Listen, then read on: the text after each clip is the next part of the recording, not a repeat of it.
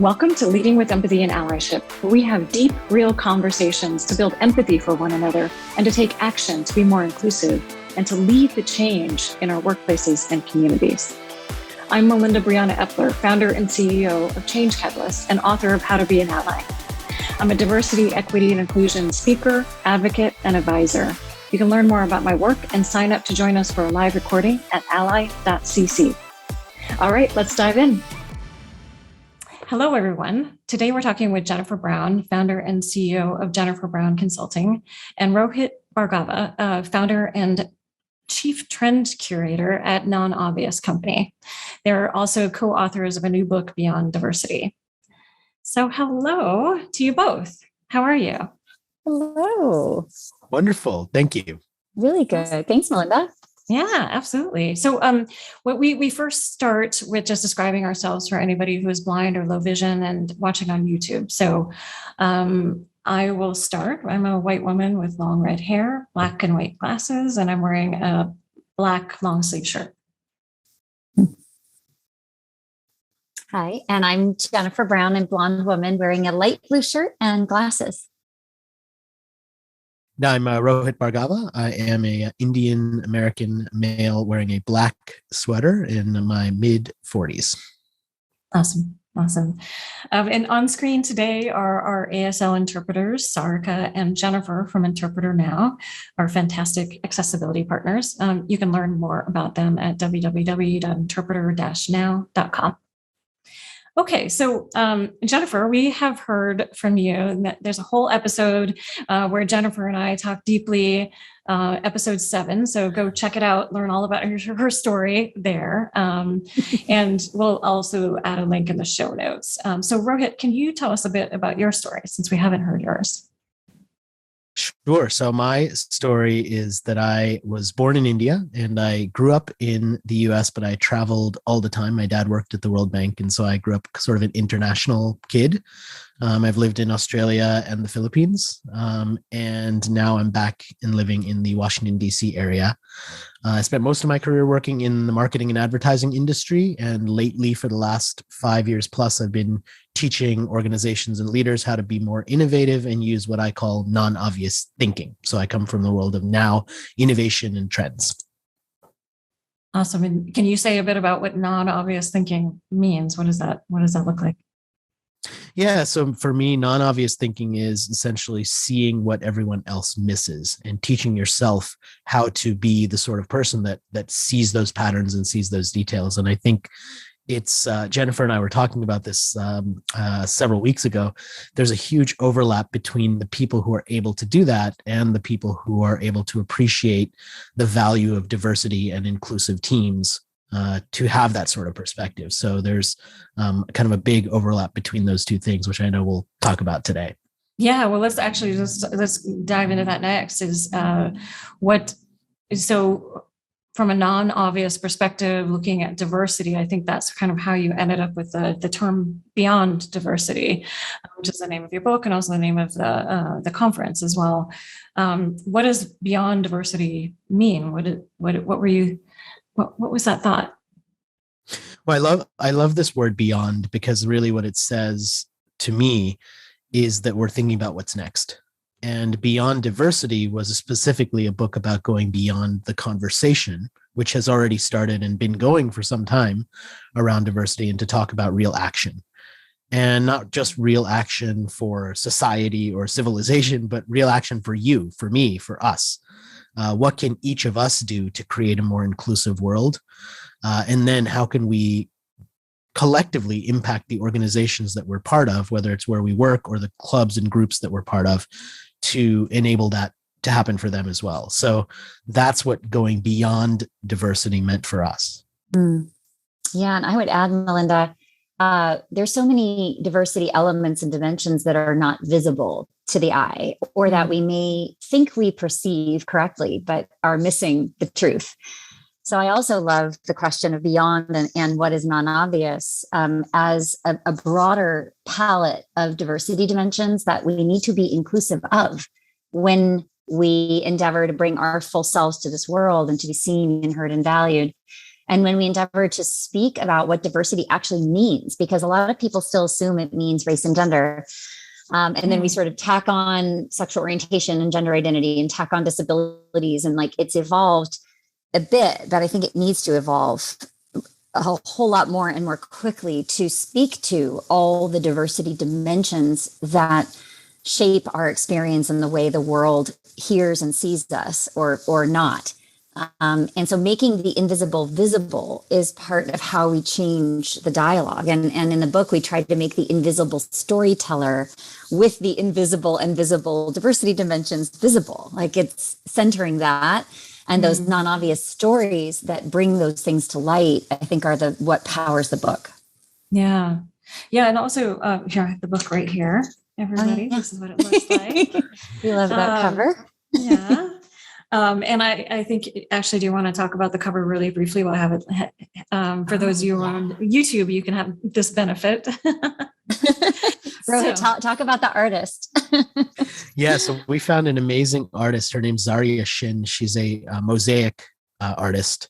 And what she does is create these beautiful pieces of art that are usually people's faces, actually. She has some really iconic versions of individuals' faces. And when we contacted her, we wanted something a little different because, this book wasn't going to have Jennifer or my face on the cover. It's not about us. It's about everyone. And so we really kind of gave her the challenge of doing something a little bit outside of her wheelhouse, still using the style that she typically uses. And she came up with something just absolutely wonderful. And so what you'll see on the cover is there's actually 5 rows of 3 circles. And so it's sort of a grid pattern, and Beyond Diversity has exactly the correct number of letters to actually fit into those 3 letters across 5 letters down. And the first 2 letters, B, and the almost final 2 letters of diversity, IT, stand out as Be It, which was sort of a reminder for us and for anybody who picks up the book that this book is really about you taking action, you being the change that you want to see in the world, as the iconic cliche goes. Yeah, awesome. And so the book is actually not, I would say it's a non-obvious way to arrange a diversity book as well. I mean, that the chapters are in storytelling, in identity, in family, in culture, in education, in retail, in the workplace, in technology, in entrepreneurship, leadership, government, and the future. So can you just say briefly kind of where those chapters came from, how you composed this book? Sure. Well, we did this massive summit, which was called Beyond Diversity, and had over 200 voices pulled together and so much content to curate that it struck us that how in the world are we going to fit this into the pages of a book and choose? But what came to light, again, a non-obvious way of sorting, right? That normally we talk about DEI in terms of identity buckets, if you will. And so we could have sorted it that way, but instead, the powerful new way we tried to bucket information and stories and storytellers was by domain of life, like society. Like, what are all the areas that touch each of us in all these realms of our life? Education, where we shop, retail, the future, government, leadership, the workplace. And that was my specialty area, obviously, but it was so cool as a co-author with Rohit to really have my own mind expanded. And then think about how could we write a book that you could jump into at any point and read something that really, really hits you where you live, like in your everyday life, where this is sort of an exciting adventure to investigate.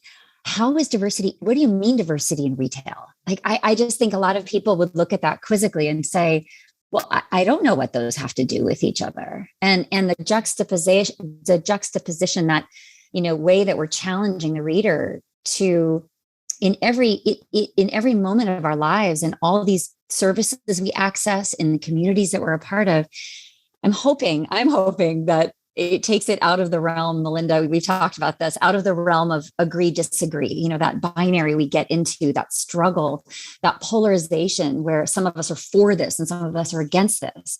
It takes it out of that. And it says, here's how it weaves like a thread through the fabric of each of our lives. And my hope is it presents it in such a digestible, concise, and entertaining way and new way that it becomes kind of hard to disagree with it, because how do you disagree with something that's like the water in the air around us? And so as such, I think of it these days as such a great starter book, like such a good foundation before perhaps people get to your book and my book, which feels a bit a little more of an advanced application, but it lays a groundwork to say, hey, this is happening everywhere, and it's not happening to you, it's happening for us. And it's, and these are all the ways that where you live, like Rohit said, be it.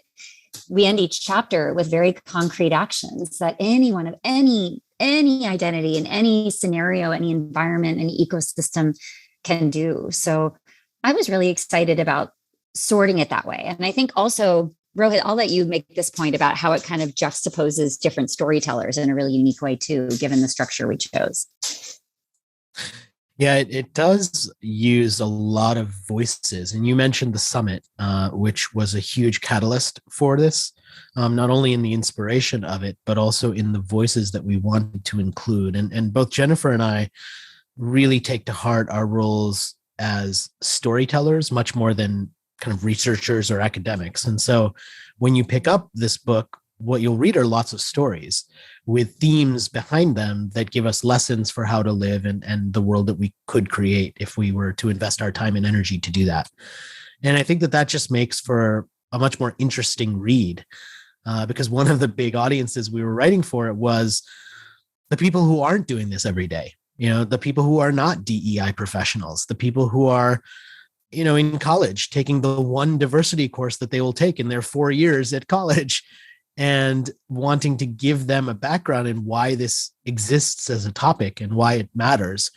And more than why it matters for moral reasons, why it matters because it can make you better. It can make the company that you work for better. I mean, there's a real business impact behind this too. So we didn't want to just go for this is how you should believe because the world should be more equitable. I mean, we believe that, and I think that's true. And I think a lot of people believe that, but we wanted to go beyond the morality of the argument to actually talk about the real impact of it too. Awesome. So let's get to some specifics about a couple of different chapters here and what you learned.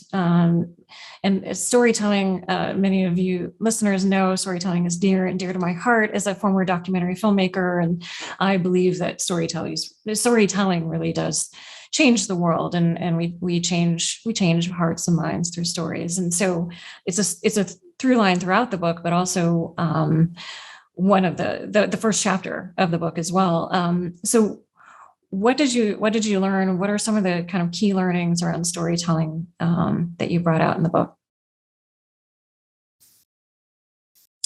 Yeah, I'll start. I mean, I think that we want storytellers to find other storytellers, like, through giving visibility to the most fascinating, non-obvious, courageous lives that are being lived, and to be able to platform that and to start with that. I think Rohit, it was like you just said, we're not academics, we're storytellers. Like we believe in storytelling as powerful to change the world, just like you, Melinda. So I think that we are proud of starting there, and our own stories play a role too. Like I start with my story of having lost my voice as an opera singer and fighting to get it back, but then learning that I needed to use it in a different way. And then learning that I needed to, in my DEI work, to give voice to the voiceless, and having that full circle moment of what was I actually put here to do? And how did it start? What was the genesis of it? But then the twists and turns as they go. And how did I get the courage then to step forward and share all of that? So we were blessed on the summit with so many courageous innovators. And So we wanted to unpack in that chapter sort of what makes stories so powerful. What are some examples of powerful, non-obvious storytellers? And, how can also we celebrate that people can be this and that? It's also, I think, demonstrating intersectionality and making that very real. It's another concept, Melinda, you and I probably spend a lot of time like explaining what it is. And I think we will continue to do so. But it's such a powerful, no one is a single story either. So, and I've been fascinated with my non-obvious story of being LGBTQ and making that obvious and actually utilizing it as a source of power as a change agent. So I think that's been so profound for me. It's how I start every talk I give is my personal story. It's the way that I get into hearts and minds and kind of open that door and prop my foot in the door and I don't let it close and make sure that I'm heard. And that was just such an honor to be able to start that way with the book. But Rohit, I'd love to hear what it meant for you and maybe your favorite part from the chapter too. Well, to me, stories, as somebody who spent most of his career in marketing, stories are a form of persuasion. And that can be a good thing because they can teach us about new ways of seeing the world. And it can also be a negative thing because we see people in certain ways based on how they're depicted in the stories that we consume, whether it's through books or films or TV. And storytelling has both of those things. And so we didn't want to shy away from that, but we wanted to talk about, well, what does that mean to not just consume different stories as consumers of media and entertainment, but to give the mic or the camera to storytellers who previously haven't had a chance to have it? And what stories would they tell if they could speak for themselves instead of having someone else depict them in a certain way? And I think storytelling has all of that, which is why not only we wanted to explore it as a chapter, but why it's the first chapter, right? Yeah.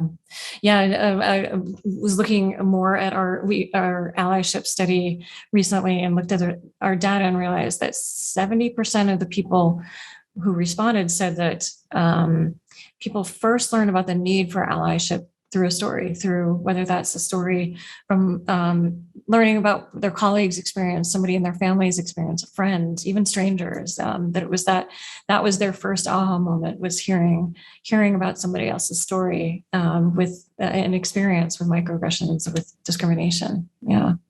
So it really does, the power of us telling our stories, like you said, Jennifer, and also consuming stories, and those stories that we tell are so important. So Jennifer, you also mentioned the retail chapter, and while this show is about workplace empathy and allyship and diversity, equity, and inclusion, I think it's important that when we walk out the doors of our offices, whether that's a virtual door or physical door or our personal space or workplace, when we walk out that door, that we're still holding true to our values around diversity, around empathy, inclusion, allyship as well. So, and we're also going into the holidays for many people. So let's talk about retail a little bit. What did you find there? What are some themes that people might take into their next retail experience? Yeah, I'll start. We do talk a bit about supplier diversity, and then Rohit, I'll kick over to you. But as a diverse supplier, we're designated as a woman-owned and LGBT-owned business, and the choices, however small, that we all make, because every day we procure a service, right? We buy something, we make those choices. And the research is more and more available about how to patronize strategically and really those choices and the difference that they make. And so for me, as someone who sells to larger organizations as a vendor, their choice to support us means that, they are furthering the economy of founders that look like me and you and Rohit. They're also encouraging the innovation that we bring because we solve problems differently because of our lens of identity, both obvious and non-obvious, and our lived experience. And so I get to include a little bit about that, which is a passion of mine, because I believe that it's such a great equalizer. It's so powerful where we spend our dollars. And we have so much we have so much choice in that. And if our strategy, just like in the workplace, which I'm sure we'll talk about, if our strategy is to like true up economic opportunity, in the workplace, the opportunity is to true up the talent, the composition of our talent, so that it reflects the world that we do business in. Like that's what needs to happen. And we're woefully behind on that. But what if our spending were to mirror our priorities and the way that we want the world to be more balanced? And so I just, I loved being able to write about that and bring that concept, because it feels like such a niche concept, but really every dollar we make a choice about, we have the opportunity to make a different choice and to share our choices so that we can educate more others about the fact that this is true economic change that we're creating when we make those choices. So that was one thing I was excited about. Rohit, what would you like to share? Yeah, I think that this chapter in particular, the retail chapter, is a great example of how we could take one element and explore multiple dimensions of it, because the consumption side of it, which Jennifer was talking about, is huge in terms of how we decide to spend our money and the statement we make by spending our money with some vendors or in some places versus others. The flip side of that is the actual making of the stuff itself, and how we get, what role innovation plays and what role having a more diverse team plays in the products that you even create in the first place, and who they're created for and who they're marketed to. And so we have so many powerful examples from an eyeglasses company that started making glasses for people with wider nose frames that really wasn't in the market before, because nobody making the glasses had a nose that looked like that. And so they never thought that somebody might want that until finally the team got more diverse and then the products became more diverse. Or you look at all of these motorcycle brands that for decades marketed their motorcycles exclusively to men, thinking that only men would want to ride motorcycles. And now for most of those same manufacturers, the fastest growing consumer segment they have is women riding motorcycles. And they never would have thought of that decades ago. And so you think near and about dear these to my effects. heart, by the way. I don't know if you know that, but that's near and dear to my heart. Is it? Okay, see, so you're I was part of that chuckling segment, about then. that. Yeah. I didn't know Melinda, that, but see that there's perfect example. There's proof. Yeah, there's proof right there. There's proof right there. You know, because exactly that. Like we're so traditional sometimes in the way that we see who the audience is for something, or who would be interested in something, that we basically put on blinders for ourselves, and we censor our own perspective, and we never look at anything broader than that until we are challenged to do it. And we could challenge ourselves to do it, and really great, innovative people constantly do that for themselves. But another way to do it, a highly effective way to do it, is to bring more diverse team members into the team who spot those deficiencies and spot those opportunities right away, because it's just who they are. And the more diverse and inclusive we can make our teams, the more we can actually bring that type of perspective in, which is exactly what any company should want to do, because that generates real dollars of benefit. It's not just something that they could do for show or for PR reasons, which is not a good reason to do this. I mean, you should care deeply about why it matters, but there's a real impact there too. And that was something we found over and over again, and a real message we tried to put forward, not only in the retail chapter, but across the entire book. If I could add, Melinda, I want to make a plug for retailers that are moving beyond the gender binary in terms of how they structure their stores. Talk about good for the bottom line, to Rohit's point of accessing, young people and all of their interests, and, enabling though the flow through different toy sections, for example, in a way that's not structured in the binary. It seems so obvious. I think we're going to look a lot, in the back rearview mirror at these traditional structures and wonder, how much we missed, and how Byzantine they were, and how they sort of outlived. They were never useful. They were never true. We know this now. We know that gender identity is a continuum. We know that, 1 out of 5 under 35-year-olds identifies as not straight and not cisgender. So 1 out of 5 of everyone under the age of 35. And yet we have a boys sections and girls sections, you know. Right. So Right. I really welcome retailers are in many ways, I think, challenging themselves, to Rohit's point about how can we speak to this changing our changing. It's not that the customer is changing, it's our changing understanding of humans and how they identify. And I just think that's such an important, to me, it's breathtaking when you see a retailer really embrace this loudly and proudly. And I know courageously, because I'm sure that there is pushback and challenge that comes along with it. But overall, they're going to win the long term. I don't like the war and the battle wording, but they will prevail because they are ahead of where this whole conversation is going. Yeah. Which is that sort of total choice about how I identify, whether or not that's visible to the external world. The retailer that speaks that language and truly understands that and is willing to structure their stores accordingly will win. Yeah. When we did I think it was our second tech inclusion conference years ago, one of our volunteers, we have two different fits for shirts. And we had this debate, like, do we call them men's and women's? No, we can't do that. And so we ended up saying, well, when is curvy and what is straight fit?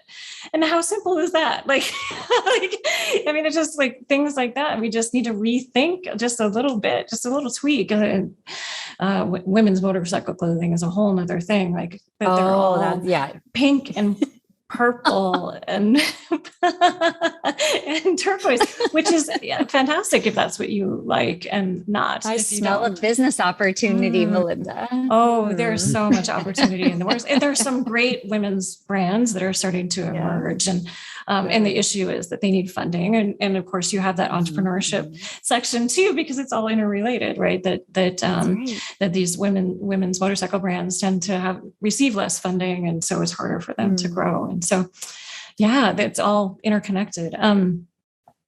So maybe there's another piece. Were you going to say something, Jennifer? Did I cut you off? No, okay. I'm good. There's another piece that really caught my eye too in the leadership section. A lot of people know my story because it's in my TED Talk, and I also talk about it quite a bit in my talks. Is that I hit the glass ceiling, and when I was an executive, I hit the glass ceiling. I was in a very non-inclusive workplace, toxic environment, and it's kind of my awareness moment to leave my job and leave that corporate space to really create change through Change Catalyst and create a more diverse, equitable, inclusive tech culture in particular. One of the takeaways in that leadership section is that the glass ceiling can't be replaced with the glass cliff. And I know what that means, but I think a lot of people don't know what that means. Maybe you could talk about that a bit. Sure, Melinda. I think I love how language evolves and gets more specific. We could say it's the pink ceiling or the pink cliff too. I think of LGBTQ people, right? And pink is a big color for the community. So I think what it speaks to is I think we have a clearer understanding of when you reach the rarefied air, if you will, up there, right? As you move, you might have, we might have solved some issues with promotion and advancement, and we're endeavoring to have a more representative cohort of talent moving up. But, maybe you don't hit a ceiling, but maybe you get put in a role where that role is extremely risky and perilous, and you lack the support and the mentorship and sponsorship that most people that would achieve that place would be, in a way, protected by and supported with. And so when you are the first and the only to achieve something, the risk of being there, and they call it a cliff because you fall, it's literally like succeed or disaster, and this is such a no-win proposition, because here you are having endeavored to run the gauntlet up the pipeline and you achieve something only to not be supported and only to sort of have to break through, bushwhack your way through every single day. And if it's not something disastrous, like a crisis that you're handed to manage, that nobody has succeeded in managing, you get the hardest jobs, you get the most perilous work, but you also are doing so with less like institutional support and sort of implicit and sort of behind the scenes support too, because every first knows how difficult it is. You really, really feel very exposed. And so I think that our understanding has gotten more mature about what actually happens to derail that successful first that gets through. And then the challenge, as you know, Melinda and Rohit, you might or might not know this, but the penalty then of not succeeding and becoming this image of, oh, well, we tried that, or we promoted, or we did what we were told to do, but this person didn't succeed. There's so much more to the story than that. Institutions don't. The reason we're the first to get to the table that we get to is that the institution has never supported anyone to get to where we've gotten. And so the fatigue is real, the risk is real, and it's terrible and tragic that all of a sudden people would say, write this off, and sort of say, well, that strategy didn't work, without acknowledging the fact that the workplace wasn't built by and for so many of us. And we weren't at the table to build that workplace. And so when we don't succeed, for whatever reason, it's not a fair assessment of our performance, our potential, our abilities, and worse, to get scapegoated. I mean, so anyway, we do go into that in the leadership chapter, which was one of my favorite chapters, obviously. For obvious reasons, and non-obvious reasons, right? Non-obvious. And I would say, one thing I would say is that it's not just that it's the first; it's also it's the only. Because there are many organizations, and including the one that I was in, where I was not the first, but I was the only, and it was a series of the onlys over time, and each of us somehow didn't work out, and so I do think that's an important piece of that too. Rohit, were you going to add something? No, I like Jennifer's answer, so maybe we can move on to the next. You and I could go deep into this one. Yes, absolutely. Is there a particular area that you, Rohit, really hit home for you in the book, where you were like, wow, this is something that I hadn't thought of, or this is something that was surprising to me, that very non-obvious thing that just stood out for you? Yeah, I mean, the short answer is almost every chapter had something like that. We talked about culture, identity, and family, and that was kind of this set of understanding yourself and understanding the ecosystem of where you live. And a lot of my work, like Jennifer, has been in companies, in corporations, where you talk all the time about leadership or entrepreneurship or innovation. You don't really talk as much about culture, identity, and family. Those seem like outside of business types of topics. And, as you get into DEI focused conversations, obviously you do talk about that a little bit more than if you're just doing innovation work or marketing or storytelling. But for me, the process of researching and writing those chapters was deeply introspective, because you can't write about culture, identity, or family without thinking about your own culture, identity, and family, and how that differs from others. And one of the things we haven't really talked about is that this book is not just Jennifer or my perspective. We also had 6 contributors to the book who are listed on the cover and who are on the back cover, who offered their perspectives as well. And then we had 200 speakers from our summit, who were all basically interviews and friends and early people who contributed their perspectives and quotes and things for the book.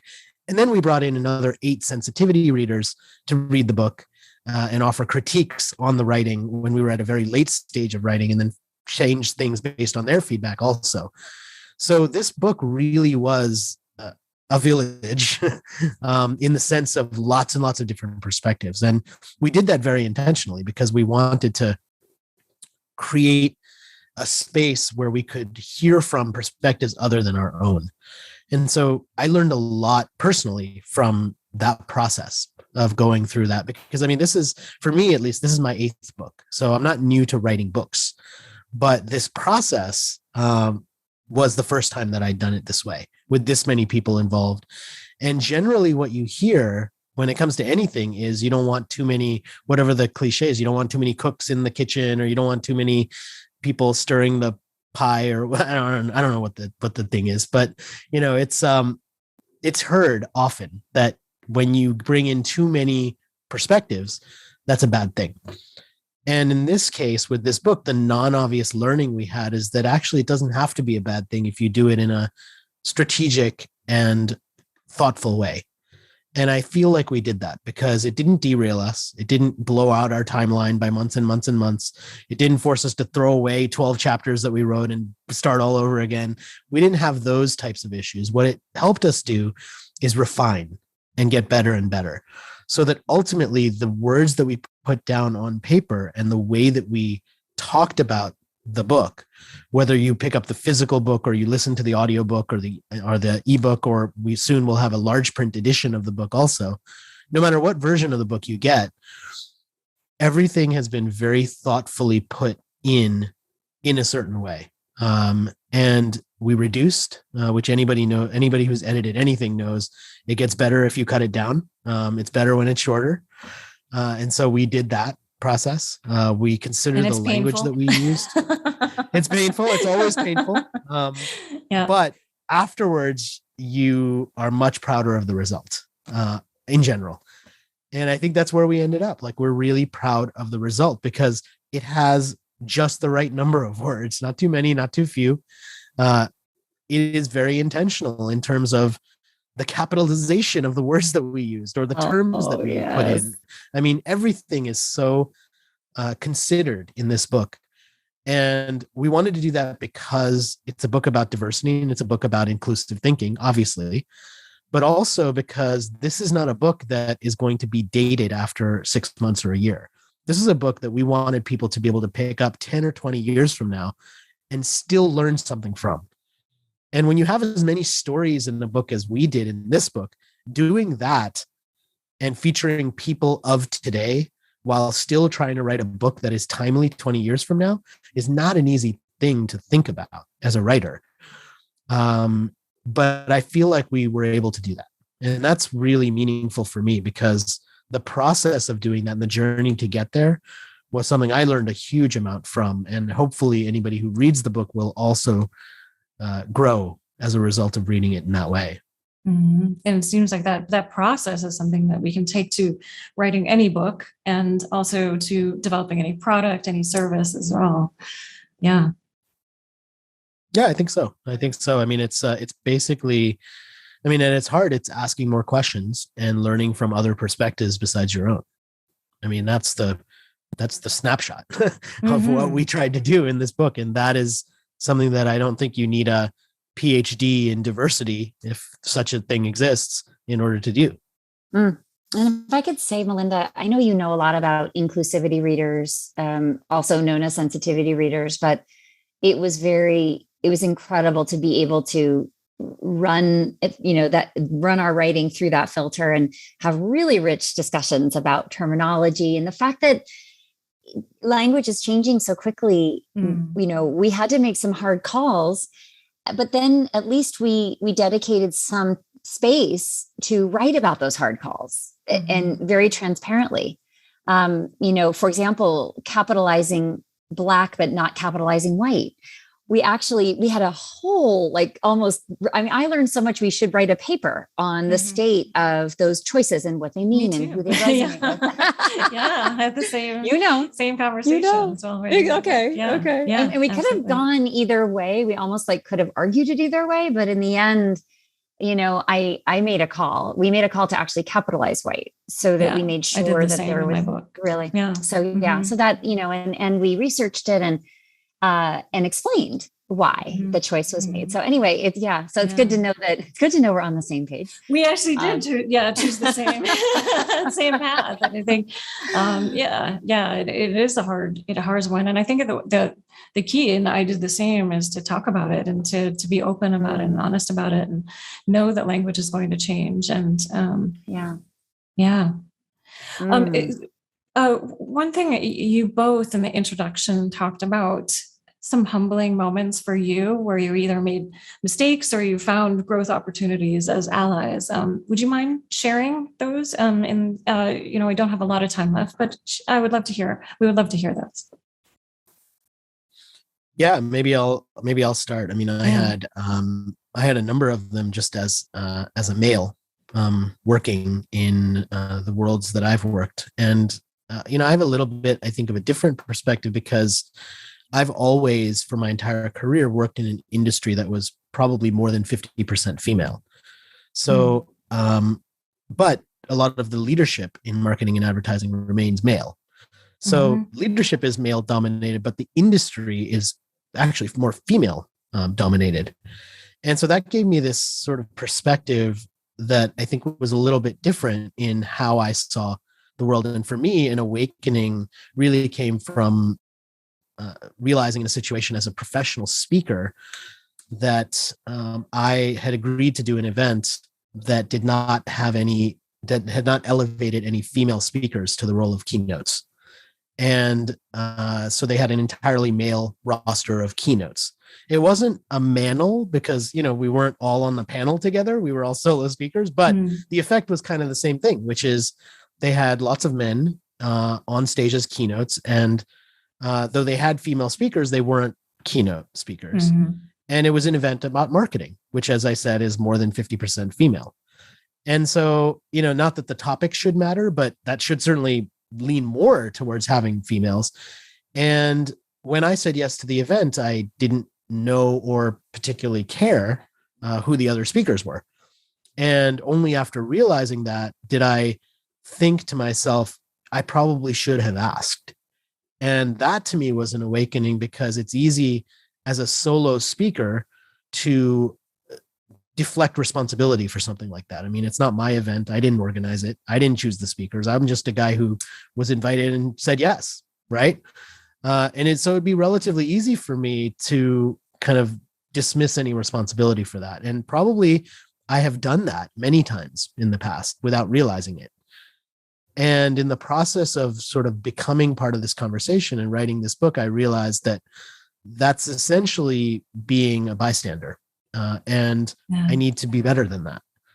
And so it forced me to actually have a reckoning with myself to say, look, when I say yes to an event, I need to pay more attention to who's on stage. And if it's not diverse, and this is not just about women on stage, this is about diversity in every aspect, right? If it's not diverse in terms of who they're inviting to the stage, I need to either create an impact to bring more of those speakers from my own network to that event, or decline to participate.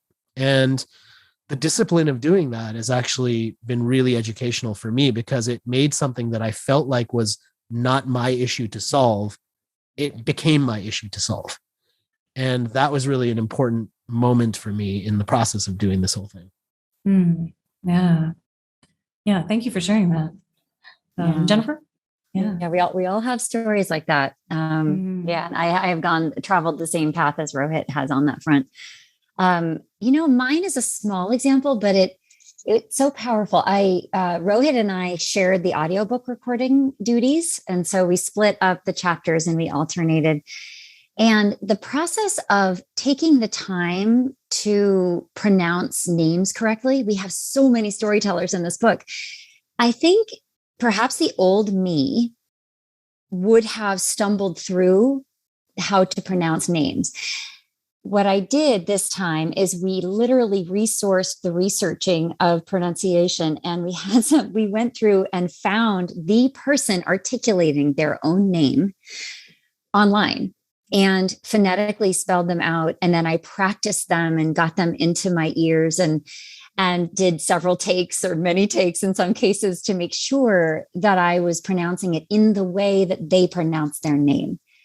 And this reminds me, as you know, Melinda, the importance of us, that of our names to us, of our pronouns to us, right? How we identify, and what it feels like to have somebody skip over that, somebody to make assumptions about what nicknames they want to call us, or just the small choices that are so insignificant to some of us that are so significant to others, I think it's a real call to action and reminder. And so I just wanted to show what our internal process was like with that, and how much I enjoyed that process of listening to the storyteller articulate their name in their way, and then trying to do it justice, as to the extent that I could. And it's a responsibility that we all have. And so if we need to slow down to go fast, we need to take that moment to understand how people want to be called, to inquire, and then to commit it to memory, ideally never needing to ask again.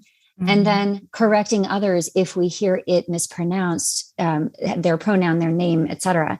This is such an important way to honor people. So it felt really important to me, and I will never approach this kind of endeavor again, or moderate a panel, the same again, because of the way that we now have committed to researching this. So I loved that. It was, and I loved the audiobook. In fact, the audiobook is coming out soon. Rohit, it's out. Yeah, it's out. It's out. Yeah, it's out. Yay! Nice. So exciting. So yeah, we're very thrilled about that. Yeah. And I will say that it takes another step in the remote conferences often. I've emceed our own conferences many times, and so I'll just backstage we'll ask somebody to say their name and repeat it for me, so that I make sure that I say it on stage. And then we had our virtual conferences, and I suddenly found myself, wait a minute, I can't, there's no backstage. One of the things that I find fascinating is that most people don't know how to phonetically write their names either. And so we tried that, but that didn't really work very well. I think that that's something that maybe we could consider in the virtual space is more of teaching each other how to phonetically write it down and read it so that we can learn. But yeah, I found it really challenging in the virtual space to make sure that I do that. Yeah. Okay. Well, so as a part of going beyond diversity, and then this is a part of the show too, is that we want to make sure that people take action as a result. And so I would ask you both to name one action that you would really like people to take as they come away from listening to this today. Mm-hmm. Well, I mean, you mean besides buying the book and reading it? Yeah, but besides buying the book, but we'll definitely have a link for that. Yeah. Can't take the marketing guy out of the. I mean, yeah, I would say that one of the biggest things that has had an impact in my entire career has been to consume media that is not intentionally created for me. And whether that's a TV show or a movie or a book or a magazine, I advocate this all the time to groups that I go and speak to workshops that I do. You have to find new sources of information that are not created with you in mind. And especially today, when we have social media and algorithms understanding what we like and who we are to a much deeper level than ever before, social media is really good at serving you up stories that you either agree with or stories that are guaranteed to make you angry and frustrated, and not serving you stories that will open your mind or perspective to other things in a positive way. And so if we're going to do that, we have to get away from the algorithm. You can't just go on to Facebook or Twitter or any of these platforms, or even Google, because guess how Google's algorithm works for any search results. It reads what you have in your Gmail, which by the way is also owned by Google, and serves you up search results that are based on your Gmail. So the search results I get are different from the search results you get. Yeah, right? And Netflix and Amazon also have those algorithms, by the way. Also, you have to go behind and go deeper to find some of those movies that aren't intentionally made for you. Right. Yeah. Yeah, or use blind browsers, or use like things that intentionally get you outside of it. Or the secret weapon in a digital world is to, I believe, is to read stuff in print. If you pick up a magazine, a physical magazine, it's the same one, no matter who you are, the magazine. Now, it varies a little bit regionally. So, you might get slightly different ads depending on where you buy it, but pretty much it's the same magazine. And that doesn't exist online. I mean, even headlines of stories get changed algorithmically based on who you are and what your platform is that you're coming to the article with. So you have to intentionally break yourself out of that by consuming media that the algorithm can't massage. And it doesn't require special access, special, FBI level clearance to do it. You just have to walk into a Hudson bookstore in an airport and pick up a magazine that you'd never otherwise pick up. So it's within our control, but we have to choose to do it. So that to me was the biggest takeaway from this and from all of my other work. And I hope that if people read this book and want to broaden their own perspectives, that this is one of the ways that they could do that. Awesome. Yeah, great point. Thanks, Rohit. I love that. I would add, how about we challenge ourselves to think about what is non-obvious about ourselves, about our stories and our journey as storytellers. If I'd never been challenged to give a TED Talk, and Melinda, you've been there. Rohit, have you given a TED Talk? I'm sure sure, many, many talks. But we all are speakers here. And we all remember that moment when we were afraid to make the non-obvious obvious in front of thousands of people. But that is a crucible moment in our lives when we decide that my story is more powerful being heard and I am being witnessed by others makes me stronger. And so I might challenge us heading into the holidays, especially, which is tricky times when we're faced with perhaps some loved ones and others in our ecosystem where that disagreement may be there. Understanding that what is non-obvious about us is actually so common and shared and appreciated in the world, but we tend to play small. We don't think it's consequential. We don't believe in the transformation that is available to us through telling our non-obvious stories. And so I always encourage, I went through that process too. I thought I didn't matter. I thought nobody wanted to hear it. Yeah. I didn't think it had the power to transform, but we do it anyway. Like we can't forecast the kinds of change that we may create and the ripple effect that we may never be here to see. And we may never know occurs, but the leap of faith that we need to make over and over again is to be more truthful and also to shine a light with our non-obvious identity, shine a light for others who desperately need to see that lighthouse. So I would challenge us to all think about how are we moving along that road, because your story matters and what's not visible has tremendous power to be world changing. In addition to what is seen and visible about us, there's so much under our waterline as if we are icebergs that if we were to elevate it, we could create community where there is none and enable people to feel less alone and less isolated. So I just love to kind of come back to that as my magnetic north for the work that I do and we all do together. Is we're sort of in many ways the three of us on the other side of that because we're so accustomed to doing it. But I just want to give a shout out to those who are early in the journey. Awesome. I love it. Rohit, what is that link where people can find the book? It is nonobviousdiversity.com. And not only can you find the book there, but the summit that we mentioned, you can watch almost 50 hours of content totally for free, straight from that link as well. Awesome. Thank you both for this lovely conversation. Appreciate you. Yeah. Thank you. Thanks, Melinda. And all right, everyone, we will see you next week. To learn more about this episode's topic, visit ally.cc. Allyship is a journey. It's a journey of self-exploration, learning, unlearning, healing, and taking consistent action.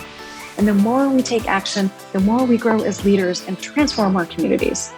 So what action will you take today? Please share your actions and learning with us by emailing podcast@changecatalyst.co or on social media, because we'd love to hear from you. And thank you for listening. Please subscribe to the podcast and the YouTube channel and share this. Let's keep building allies around the world. Leading with Empathy and Allyship is an original show by Change Catalyst, where we build inclusive innovation through training, consulting, and events. Appreciate you listening to our show and taking action as an ally. See you next week.